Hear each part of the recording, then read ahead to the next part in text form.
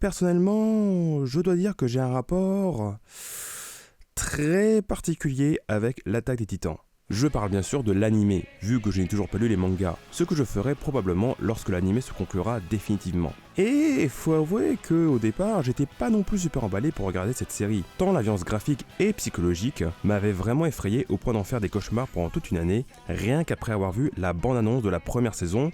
Merci Valentin. Bah de rien ma gueule. Et puis j'ai réussi à franchir ce pas et à savourer cet animé qui restera l'une des meilleures séries que j'ai vues dans ma vie, live et animation confondues.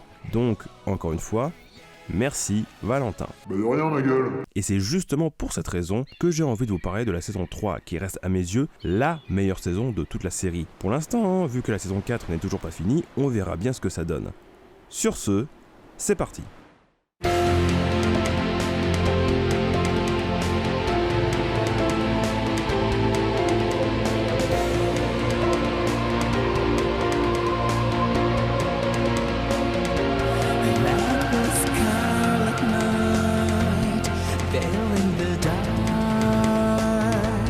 Tout d'abord, parlons de l'arc 1, et surtout en premier lieu du générique, qui a fait râler pas mal de monde, vu qu'on lui reprochait justement de ne pas avoir gardé le côté épique des précédentes saisons. Eh bien, pour ma part, je dirais que c'est très original et surtout très audacieux, vu que c'est un opening qui arrive à se démarquer des autres en reflétant le caractère calme et malgré tout violent de cette première partie. Ça apporte même un moment de poésie et de douceur, avec une aura de mystère qui ne cessera de planer tout au long de cette première partie, et notamment de toute la saison. Et l'ending de ce premier arc n'est pas en reste, vu qu'il arrive à être lui aussi poétique et épique à la fois. Et après cette intro sur les openings, je vais tout de suite entrer dans le vif du sujet, à savoir la place des titans dans ce premier arc.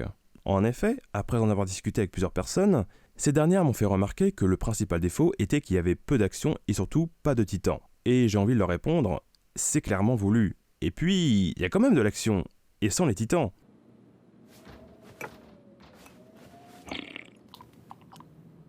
Car oui, l'enjeu va être en premier lieu d'exploiter et de développer encore plus l'univers avec toujours autant de tension et de suspense, et aussi de nouvelles armes et de nouveaux équipements, et où l'homme devient lui-même la proie de sa propre espèce.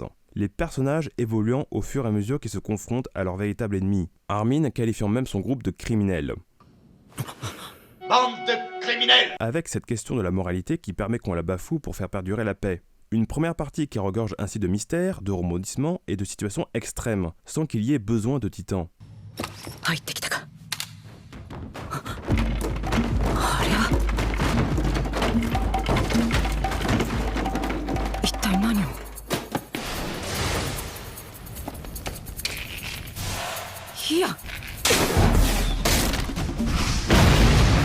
Proposant un parfait dosage entre action et réflexion au sein du pouvoir politique. Que ce soit l'escouade de Rivai qui se retrouve traquée, la capture des doublures d'Eren et d'Historia, ou encore le combat de Rivai contre l'escouade de Kenny, les scènes d'action sont toujours aussi bien rythmées, et je défie quiconque ose me prouver le contraire. Surtout la course-poursuite dans l'épisode 2, sérieusement, qu'est-ce qu'il vous faut de plus ?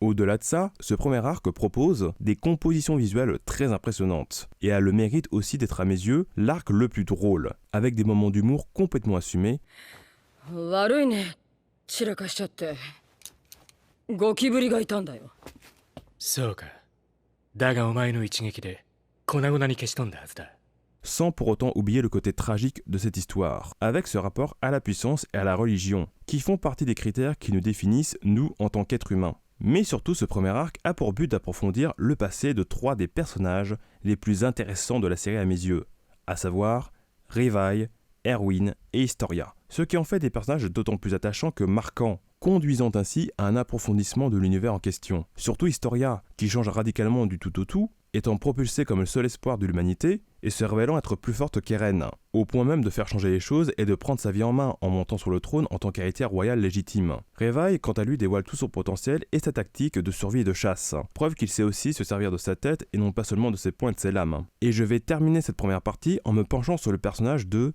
Kenny.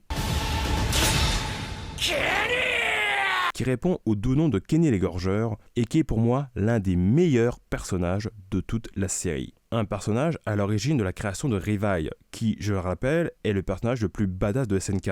Un personnage d'un tel charisme et d'une telle badassitude lui aussi que quand il apparaît à l'écran, on ne voit plus que lui, incarnant le côté western tant dans sa prestance que dans les scènes d'action, comme en témoigne la scène de l'auberge qui frise quand même un peu le ridicule. どちびのネズミのよ。見つけた憲兵様が悪党を殺しに来たぜバンバン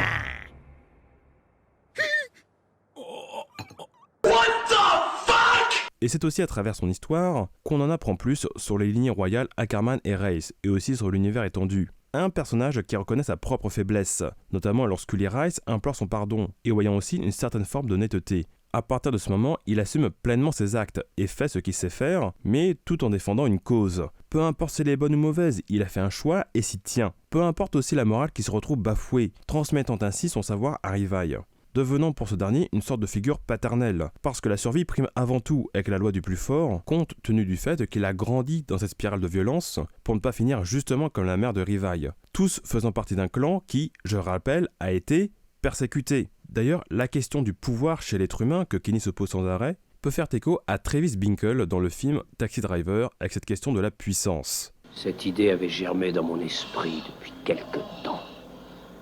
Ça, c'est de la puissance pure. Tous les archers du roi y épuiseraient leur carquois. Après avoir obtenu un poste de chef d'une section spéciale, Kenny se demande comment changerait l'humain si ce dernier acquérait le pouvoir d'un dieu. Et aussi évite de se poser trop de questions s'il n'a pas toutes les réponses. Tant pis, car d'après l'une de ses recrues, 構いませんよ。すべては無意味です。 et juste avant sa mort, il réalise que la véritable nature de l'être humain, pour le meilleur comme pour le pire, est d'avoir une obstination et un but pour continuer à avancer dans la vie. Quelque chose qui le motive et qui nous fait prendre conscience qu'on ne maîtrise pas totalement notre existence. みんな何かの奴隷だった。 Comme pour reprendre les propos d'Askeladd dans le manga Vinland Saga qui apparaît ainsi comme un parfait double de Kenny. 見てみろ。ひでえざまだぜありゃ。いい加減奴隷の自覚を持たんか。金の奴隷がムチ持って金で買った奴隷に主人面してやがんの。自覚がないだけなのさ。人間はみんな何かの奴隷だ。 Un homme qui, sans aucun doute, est un enfoiré de première, mais qui ne fait pas ceci gratuitement, qui est toujours guidé par un objectif à atteindre et qui est prêt à tout pour l'accomplir, quitte à sacrifier des dizaines d'hommes, forgeant aussi une sorte de figure paternelle de substitution aux yeux du protagoniste Thorfinn, bien que ce dernier ait promis de venger son propre père en le tuant de ses mains. Pareil avec Bill le Boucher, campé dans le film Gangs of New York par Daniel Day-Lewis, et qui noue aussi une relation père-fils avec DiCaprio, qui a pourtant promis de le tuer pour venger son père. Comme c'est original. En conclusion, des personnages dénués de toute moralité et dont l'objectif est avant tout de survivre par tous les moyens. À la toute fin, Kenny se résout à faire une action qui permettra à Rivail d'avancer dans une direction avec un but à atteindre. Voilà! Une déclaration d'amour à ce personnage que nous n'aurons malheureusement pas l'occasion de revoir, et c'est bien dommage, et qui va me permettre de conclure cette première partie sur le premier arc. Avec des personnages tous plus charismatiques les uns que les autres, Rivail qui a toujours une dégaine qui déchire à tout va et qui en plus sourit pour la première fois, ça fait vraiment plaisir. Ça fait plaisir. Hansi qui est toujours aussi insupportable à un tel point que j'ai vraiment envie de le foutre des baffes pour qu'elle se taise. Erwin qui est toujours aussi mystérieux tel que les secrets qui ont forgé sa vie, à savoir la mort de son père et la construction des murs. Et Sacha qui est toujours aussi drôle. Non sérieusement, à chaque fois qu'elle intervient, j'ai un sourire aux lèvres. でも正直言うと、あなたが泣きわめきながら気持ち悪い走り方で飛び出したあの瞬間はもうこれはダメだ。おいでおいで、このおばんげねえやつはちゃんとしないや。ほんとメソメソしてからこんが放たれがと思いましたよ。おい。 Et surtout, une petite mention spéciale à Keith Davis, personnage secondaire qui jouera néanmoins un rôle fondamental dans la construction des reines et de son parcours. Mettant ainsi en avant la problématique, a-t-on besoin d'être spécial pour accomplir de grandes choses? Mais la spécialité n'est-elle pas de s'allier aux autres pour justement se trouver soi-même et ainsi créer une force commune? Ce qui permet de finir ce premier arc sur une petite touche émouvante et vraiment poignante, avant d'enchaîner sur la deuxième partie.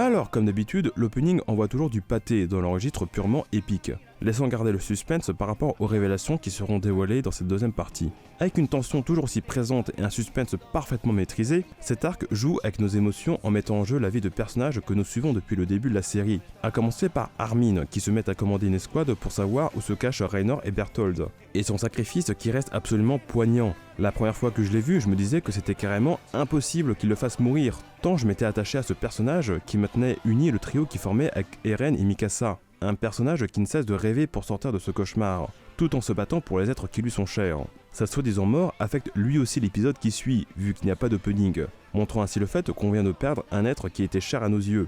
Et le dilemme pour le sauver ou bien pour sauver Erwin reste le plus poignant de l'animé. Levi qui, dans cette scène-là, réveille en lui sa part d'humanité lorsqu'il choisit de transformer Armin plutôt qu'Erwin, voulant ainsi préserver ce dernier de cet enfer, montrant qu'en plus il est impacté par la mort d'Erwin. Une véritable complicité s'est nouée entre ces deux personnages. Erwin qui reconnaît au passage sa véritable nature, ne se battant que pour lui-même et aussi pour son objectif, confirmer les théories de son père et découvrir la vérité à n'importe quel prix, et sa charge héroïque contre le titan bestial afin de pouvoir préserver un semblant d'espoir pour le reste de son équipe est pour moi l'une des meilleures scènes de toute la série. Tout comme le combat entre Levi et le titan bestial qui était carrément épique et orgasmique. Par rapport aux antagonistes, à savoir le titan bestial, Raynor et Berthold, qui reviennent pour notre plus grand plaisir, ils se battent pour une cause juste à leurs yeux, mais avec des moyens immoraux, bien loin des méchants habituels et clichés des animés. Tuer autant que faire se peut le plus d'êtres humains pour mettre fin à une malédiction, ce qui les rend au final terriblement humains, nous permettant de nous interroger sur les motivations de leurs actions. D'ailleurs, la transformation de Berthold fait carrément écho aux bombes atomiques d'Hiroshima et de Nagasaki, avec cette référence quasi constante à Godzilla. Et au fur et à mesure qu'on se rapproche de la fin, avec les révélations de la cave du père d'Eren, lorsqu'il se remémore les événements tragiques du tout premier épisode, avec tout le chemin parcouru, on sent justement toute cette évolution, et on a la sensation qu'on avance enfin avec les personnages qui affrontent le passé et la véritable réalité, avec un sentiment de victoire et de réussite. Et pour conclure, c'est vraiment ce sentiment qu'on a à la fin de cette troisième saison. Enfin un accomplissement, une saison révélatrice qui met ainsi en avant le principal antagoniste de l'histoire, l'ignorance.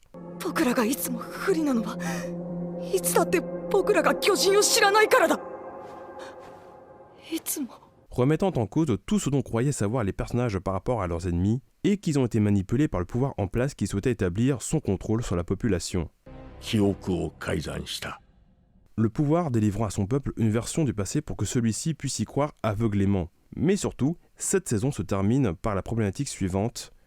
Que signifie être libre ?